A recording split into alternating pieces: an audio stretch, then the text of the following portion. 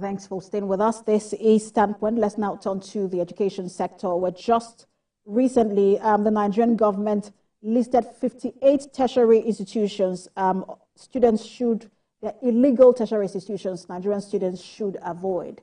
And these institutions are in Togo, republics of Togo and Benin. They have their campuses here in Nigeria, some states in Nigeria. And also the federal government said it has now set up a committee to look into all of these issues, a certificate racketeering situation, and come up with a report. Now let's bring in someone who is in that sector. Is a former presidential candidate of the Accord Party for the 2023 general election, and is also in the education sector as a school proprietor. He is Professor Chris Imomole. Good to have you join us. Yeah, thank you for having me on your show today. Thank you. So it was quite important to bring you on because I know that you have schools as well, and you have schools in Togo and Benin Republic, and you must have heard even before now that this report came out of this kind of certificate racketeering. What do you make of it, and give us an idea of how this really plays out? Okay, education for us is very critical, and that was why all through our campaign, we were very focused on education because we understand what it means to be educated and how it ties to national development. But it's unfortunate that in this part of the world, people celebrate more the receipt for knowledge than the knowledge itself. Certificate is just a receipt for knowledge. So if one had not gone through a process to earn such a receipt, then there won't be need. So what the federal government is doing is applauding because we need to begin to look at the system, even as stakeholders in that sector, to begin to ensure that the right thing is continuously done, not just looking at these countries alone, even at home. The committee that have been set up, looking at their mandate, is wonderful because the mandate has also expanded at also looking at what the universities, even in Nigerians, are doing. This is to ensure that everybody, be it Nigerians that study outside and those that studied in Nigeria, get certificate legitimately by studying through the channels that are provided, channels of which one is either you study in a Nigerian university or you study abroad legitimately and come back home with your certificate. What had happened is unfortunate, and we believe that the federal government, with what they've announced, it's a step in the right direction to checkmate abnormalities. Abnormalities like as these, can be perpetuated by agents, can be perpetrated by individuals in these sectors. Maybe if there was a time even in Nigeria, there was a news of a particular university in Nigeria who also was involved, who was alleged to be involved rather. If you look at this process critically, some of this issue might not emanate from the management of the schools. Some of this issue might emanate from people who want to take advantage of the vulnerability of the system to commit such crime. So this is a wake-up call to school owners, to everyone in that sector, to begin to look at their system and making sure that the system is tight-free to ensure only those who have the knowledge, who have gone through the legitimate process of learning through the legitimate system to learn, earns the certificate of knowledge. But is it enough to delist these schools? Because again, one would imagine that the challenge is not just with these schools, the challenge is with our own processes here. Is it enough to just delist these schools? What should we be doing? Okay, if you notice, 2 days ago, I was so happy to hear that the FEC had approved a transnational educational policy system. The problem we have is that in a system like Nigeria, where a lot of people take JAM, and we might not have enough institutions to absorb them, you begin to see people who want to jettison out of Nigeria to study out. And there are windows that permit institutions, for example, who can also, because there are so many ways one could get admission into foreign or local universities. Nigeria, for example, is through JAM. While for international institutions, there are many ways of credit transfer. You have the NCC program, you have the Equal program, you have a lot of credit transfer program where people could legitimately, use a professional certificate to transfer to any other international institute and start from where you stop and finish from there legitimately, come back to Nigeria with a degree. These are the processes that I feel the Ministry of Education is looking at, and that, I believe, was what bet the policy that FEC, Federal Executive Council, approved some few days ago, which is called the Transnational Educational Policy.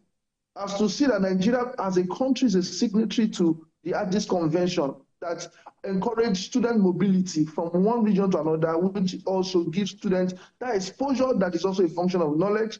You know, you see what's happening in Europe, for example, we talk about the Erasmus program, where students could be transferred from one school to another. I think what the federal government is looking at, and which led to that, I'm just thinking, is the fact that Nigerian students need to be that mobility is key, but mobility must be done using the right window and the right channel. And when your schools, as regards the school that was delisted, the ministry would understand. They know why they have done that. For example, if a university abroad is operating in a country without due license, you know, that of course will lead to that.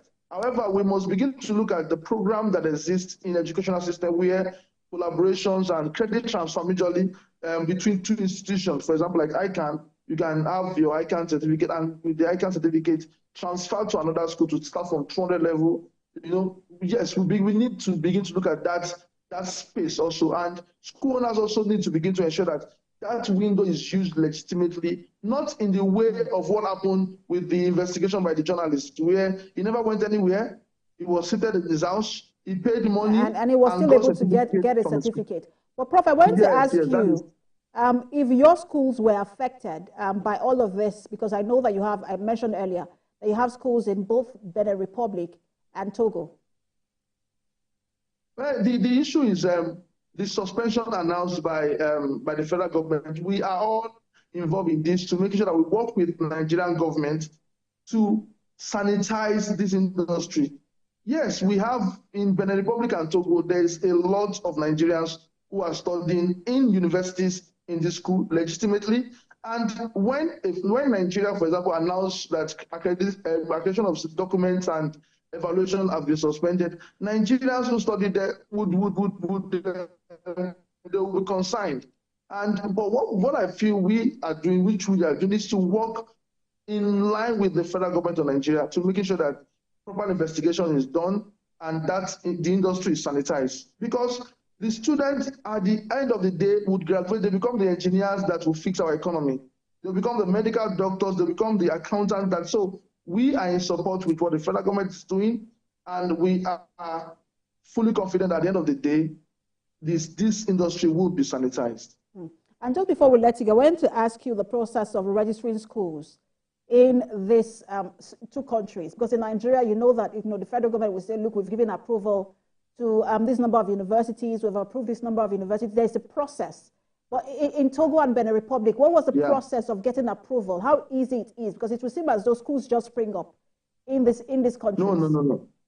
You know, the issue with the investigation and what happened was not really about the way the school was accredited. Every country have the accreditation system and processes, which every school in those countries would have to go through to get accreditation. I can tell you that in Togo, it's very tough to establish a university there. Yes, because they have a process, standardization process, accreditation process, which you must follow from A to Z. And even in Togo, the government in Togo have started what is called a national education for university students, where all university students have to write. So they have the way they also checkmate the system of education in this country. However, the challenge that led to this crisis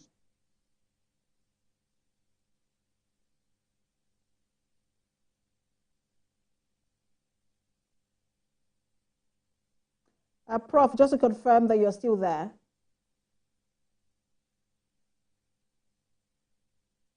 All right, I think we'll lost. Who are doing all right. All right, so Prof. So what I'm saying. All right, so I have 30 seconds left. Apologies for cutting in because we just have 30 seconds. I wanted to ask you, so what is the fate of your students at this moment? No, for our students,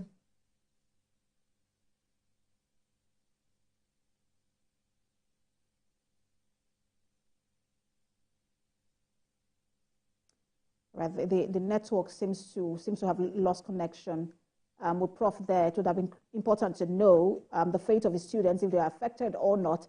But I'm sure that in subsequent conversations, we'll have with him, that issue will come up. Thank you so much for watching. You've been watching Standpoint. And remember, there is a repeat broadcast at 11 p.m. tonight and 5 a.m. on Sunday morning. Thanks for watching. I am Precious Amayu.